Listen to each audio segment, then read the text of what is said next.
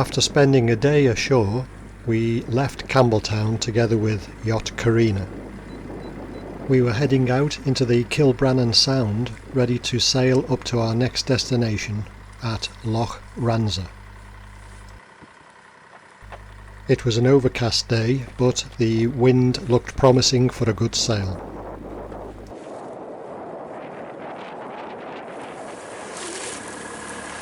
We once again passed Island de Var and its lighthouse, but in the distance we could just see Ailsa Craig.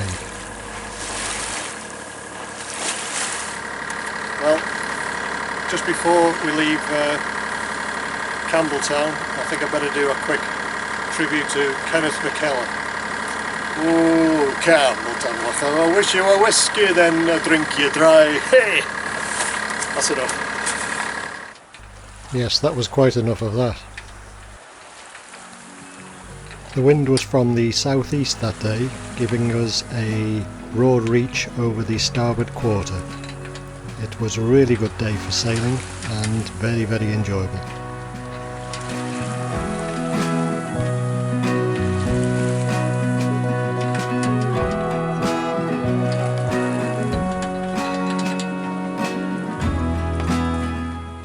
Julie on the helm. She's helming up the Sound of Kilbrannan. Wind behind today. Brightened up, it's a lot better than yesterday.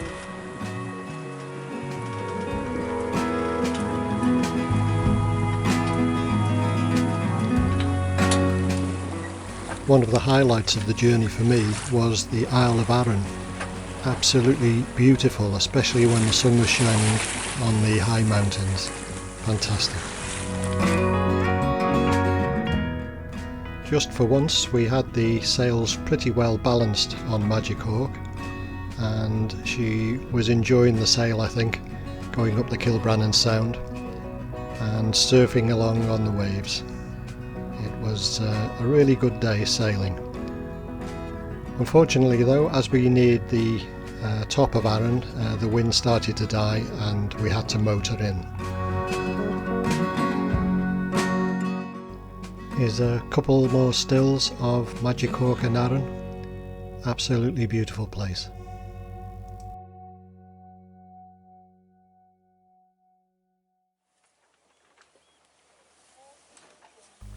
We entered Loch Ranza and picked up one of the 12 visitors' mooring buoys that were laid out along the loch. Of course there was the obligatory Calmac ferry, but it had finished its duty for the day. The next morning these two ladies from the neighbouring boat were enjoying a swim in the loch. Rather than me, it was only 13 degrees.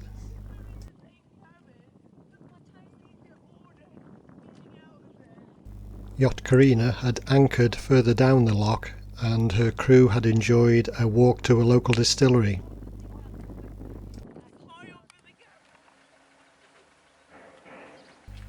The Calmac ferry seemed to be constantly busy ferrying cars and passengers back and to the mainland.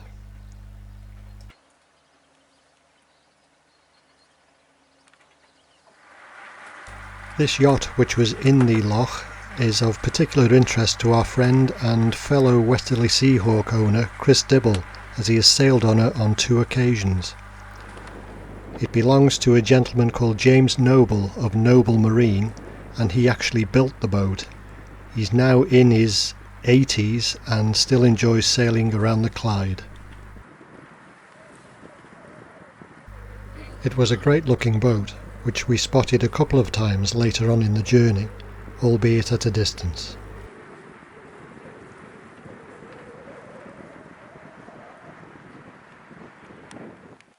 We enjoyed Loch Ranza. It was a very picturesque place, and of course it had the obligatory ruined castle.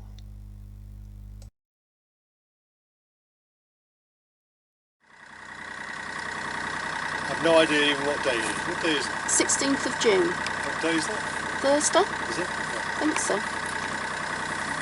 It's Thursday the 16th of June and we've got a pied wagtail walking across our boat here. It's just coming round the corner. Oh, it's just flown off.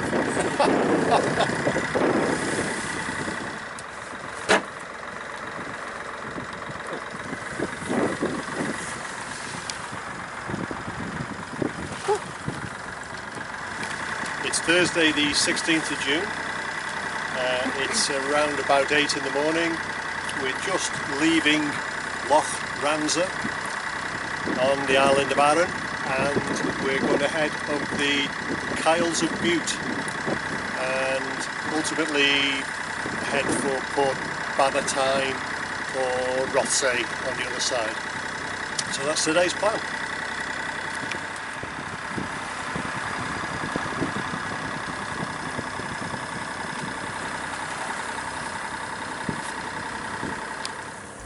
We exited the loch and rolled out the sails, but soon afterwards had to roll them back in again as the wind seemed to dissipate as we got further from land. Yacht Carina was the lead boat today, so we tagged along behind.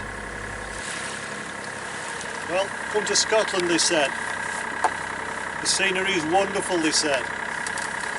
If you can actually see it. It's absolutely dreich here today. The visibility is not very good at all. There's streaks of rain. Well, you can see them in the distance, moving all around the sound here. We're just crossing the Inchmarnock Sound at the moment, heading into the West Kyle of Bute, and it's flat calm. 1.8 knots of true wind, and that's it. No sunshine.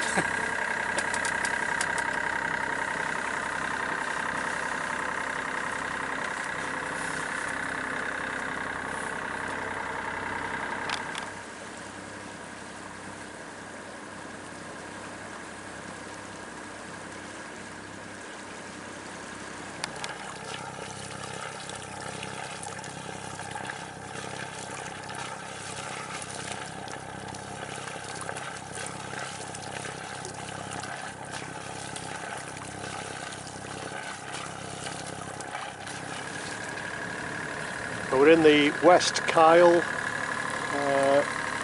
moving northwards. Visibility has got a lot better.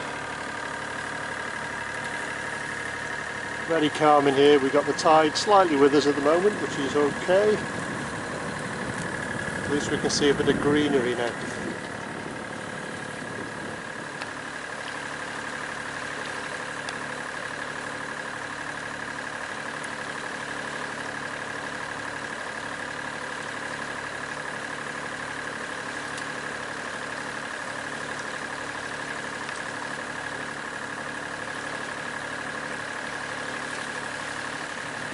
And we're approaching the Burnt Islands now.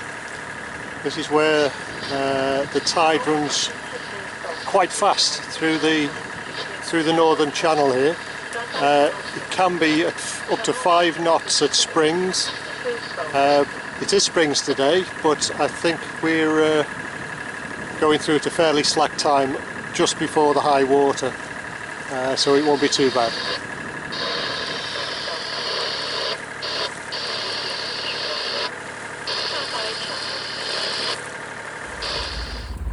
Just then, the heavens opened, there was torrential rain, and our video camera stopped working. And that was the passage through the Burnt Isle. It's absolutely tipping down with rain. And something's gone wrong with the video camera. We managed to reboot it and get it going again, but it was too late for the Burnt Isles. Well, we're coming out of the East Kyle of Bute now. The rain has finally stopped. I don't think we've ever been out in such heavy rain ever as it was going through the Burnt Islands. We could hardly see a thing, and it was just torrential. The scenery here though is absolutely beautiful. The clouds are just lifting now. There's beautiful green mountains. Lovely place. Just very wet.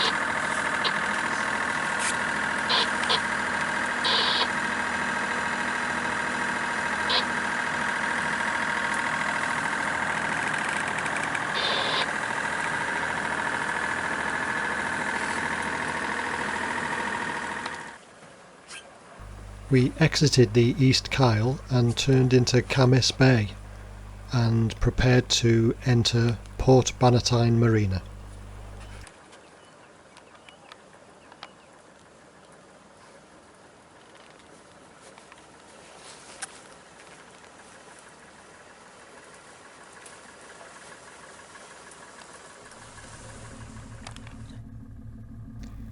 This is Magic Hawk approaching Bannatyne Marina.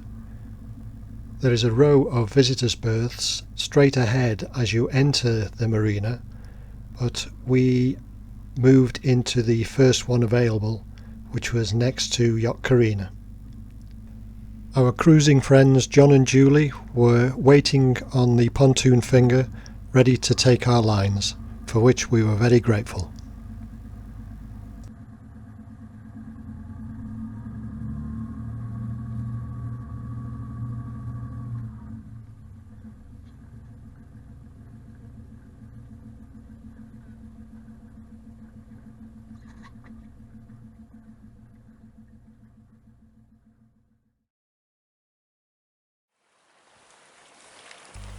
Port Bannatyne was a really nice coastal Scottish town.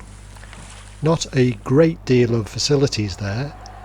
We had to walk around about a mile for the nearest mini market shop, but it was in a lovely setting and had great views out across the mountains.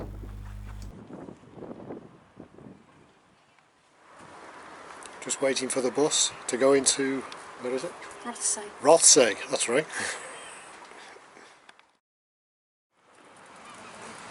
Got the bus into Rothesay and we found our old friend, the Waverley.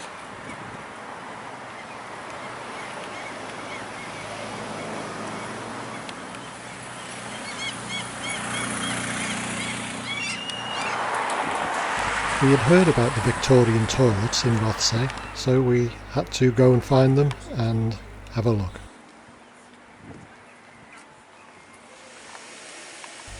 By the way, I did make sure there was no one in the gents before filming this footage.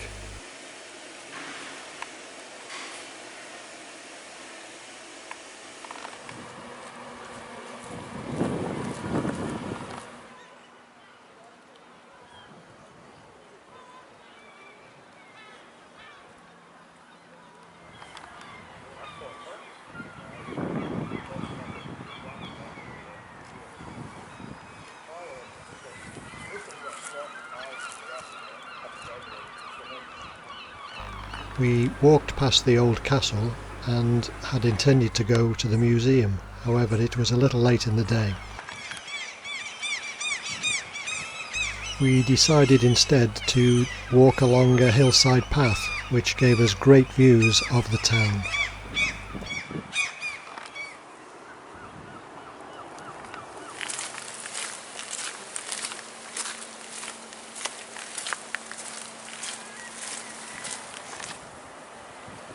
The Calmac ferry was now in and joined the Waverley at the quayside, but it wasn't long before the Waverley departed.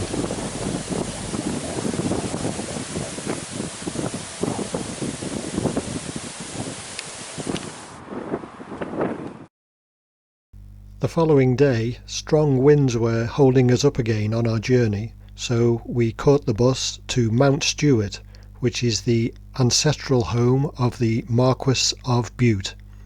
It was such an interesting place that I am going to release a separate video to cover the visit, so if you like that sort of thing, please give it a watch. We had really enjoyed our stay at Port Bannatyne Marina, however it was time to move on. It's Sunday the 18th of June. We've let the strongest winds blow through now at Port Bannatyne, so Back out on the water again, and this time we're heading up for Holy Loch. Camas Bay was reasonably sheltered, but the wind picked up once we got out onto the open water. We kept an eye on the Calmac ferry as it was making its journey from Rothesay over to the mainland. However, it passed quite a way ahead of us, so it didn't trouble us at all.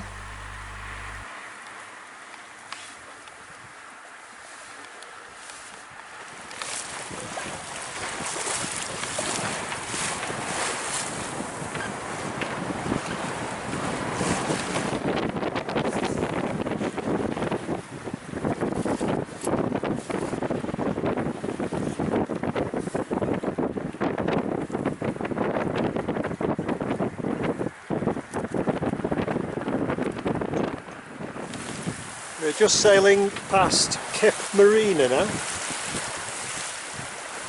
which is somewhere over there.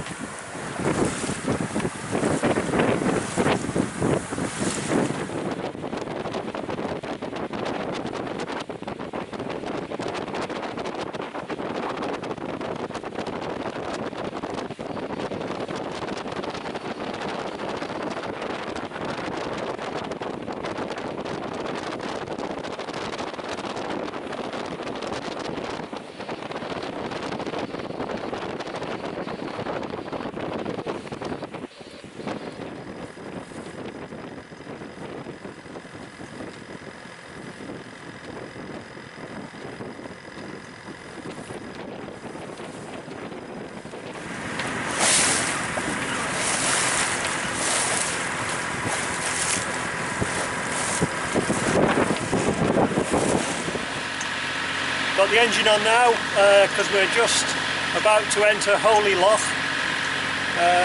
Spectacular scenery in front of me. It's been a pretty windy day today. We've had good sail up the sound here. But we'll be glad to get in. It's quite chilly on the face. Here we go.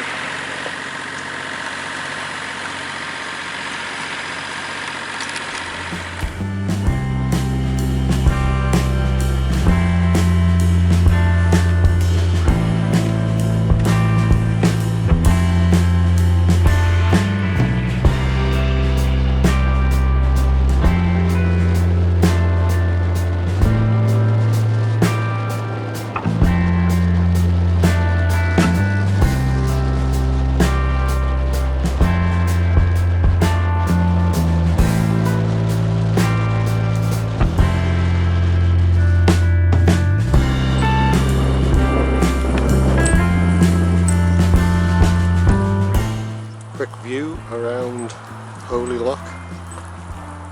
Fantastic scenery.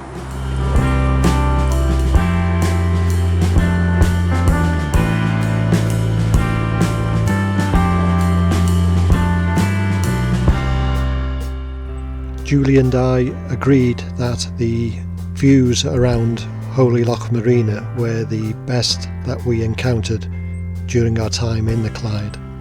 Superb.